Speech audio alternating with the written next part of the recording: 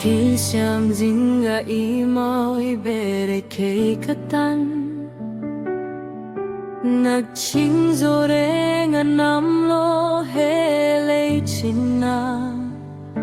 Inui melamoy ngeye Vureng lakum tuangin kata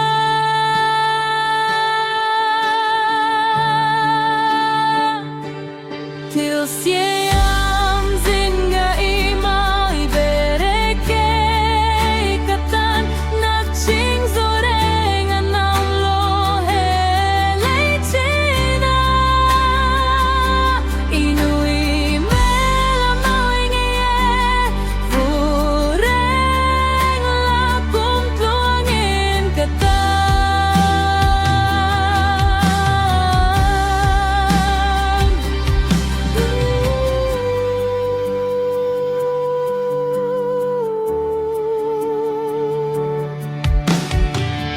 Siam zinga ima'y berekay katan Nagchingzorengan namlo helay china Inui melamoy ngeye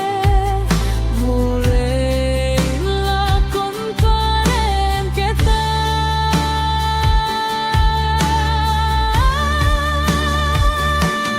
Til siam zinga ima'y berekay katan Nagchingzorengan namlo helay china Inui melamoy ngeye Vureng lakum tuangin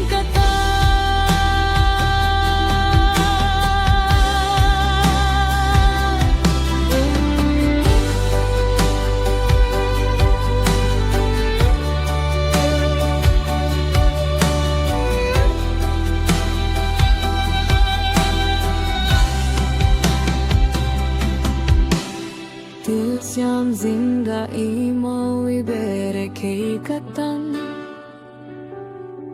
Nagchingzorengan namlo helay china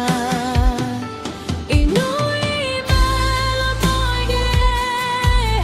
Vureng lakum tuangin